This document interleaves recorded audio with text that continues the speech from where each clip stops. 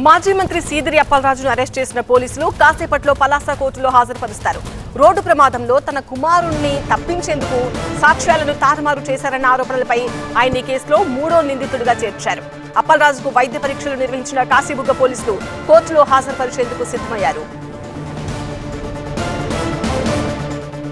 Appalaraju arrest నేపథ్యంలో పలాసలో ఆంక్షలు విధించారు పోలీసులు.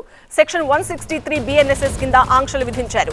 ఈ నెల 22 నుంచి వచ్చే నెల 6 వరకు ఆంక్షలు అమల్లో ఉంటాయని తెలిపారు.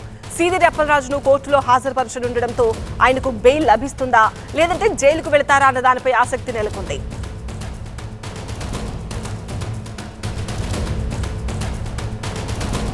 నిన్న సాయంత్రం అప్పలరాజును పోలీసులు అదుపులోకి తీసుకున్నారు. ఈ కేసులో ఇప్పటికే అప్పలరాజు కొడుకు ఆరవ్ రిమాండ్లో ఉన్నాడు.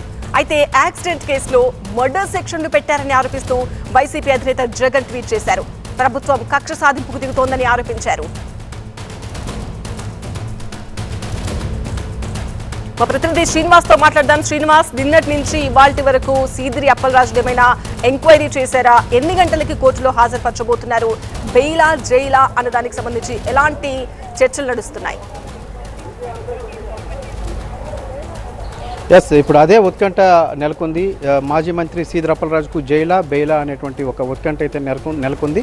కాసేపట్లోనే పలాస కోర్టుకి ఆయన్ను తీసుకురాబోతున్నారు. ప్రస్తుతం కాశీబుగ్గ పోలీస్ స్టేషన్ నుంచి వైద్య పరీక్షల నిమిత్తం ఆయన్ను పలాస CHCకి తరలించారు. వైద్య పరీక్షలు కాసేపట్లో ముగియనున్నాయి. మరి కాసేపట్లోనే ఆయన పలాస కోర్టుకి హాజరుపరచనున్నారు. అయితే మధ్యాహ్నమే ఒక వైద్యుల బృందం కూడా ఆ కాశీబుగ్గ పోలీస్ స్టేషన్కి వెళ్ళి ఆయనకి వైద్య పరీక్షలు నిర్వహించింది. అయితే మరి ఇంకా హాస్పిటల్కి తీసుకెళ్లారని భావించారు. అయితే దానికి కేసుకు సంబంధించి ఏమీ సంబంధం లేదన్నారు. ఏంటంటే కొంత అస్వస్థతకు సీదిరి అప్పలరాజు గురయ్యారు. ఈ నేపథ్యంలోనే వైద్య బృందాన్ని పోలీస్ స్టేషన్కి తీసుకొచ్చి పరీక్షలు నిర్వహించి ఆయనకి కొంత చికిత్స అందించారు.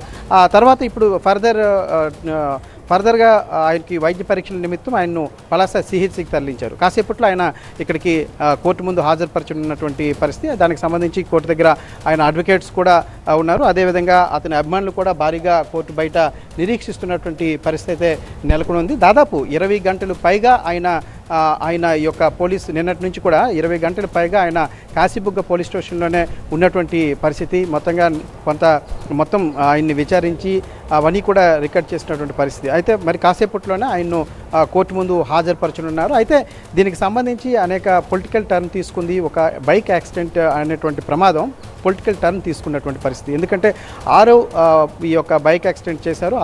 స్వయాన మాజీ మంత్రి కుమారుడు కావడంతో ఇది పొలిటికల్ టర్న్ తీసుకున్నటువంటి పరిస్థితి. అయితే ఆ యొక్క యాక్సిడెంట్ సందర్భంలో తన కుమారుడిని తప్పించి వేరే యువకుడిని తీసుకొచ్చి మంత్రి స్థానంలో పెట్టారనేటువంటిది ఈ యొక్క కేసులో ఉన్న అభియోగం.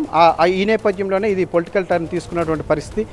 మొత్తంగా అటు ఇరు పక్షాల పార్టీలకు చెందినటువంటి నేతలు కూడా దీని మీద తీవ్ర విమర్శలు చేస్తున్నటువంటి పరిస్థితి. ఏదేమైనప్పటికీ కూడా ఇది ఒక ఉత్కంఠగా ఉన్నటువంటి పరిస్థితి. ఇప్పటికే మాజీ మంత్రి సీదిరి అప్పలరాజు కుమారుడు ఇప్పటికే అంపోలు జిల్లా జైల్లో రిమైండ్లో ఉన్నటువంటి పరిస్థితి. ఇప్పుడు సీదిరి అప్పలరాజును కూడా కాసేపట్లో తీసుకురానున్నారు. బెయిల్ కోసం అతని అడ్వకేట్స్ అంతా కూడా తీవ్రంగా ప్రయత్నిస్తున్నారు. అయితే కొన్ని కఠినమైన సెక్షన్లు కూడా ఈ యొక్క కేసులో వేశారని చెప్పేసి చెబుతున్నటువంటి పరిస్థితి. ఈ నేపథ్యంలోనే కాసేపట్లో దీనికి సంబంధించి ఒక కన్క్లూజన్ రాబోతుంది. పోలీసులు చూసినట్లయితే భారీగా కోర్టు దగ్గర కూడా పోలీసులు భారీగా మోహరించినటువంటి పరిస్థితి అయితే ఇక్కడ ఉంది. రైట్ శ్రీనివాస్.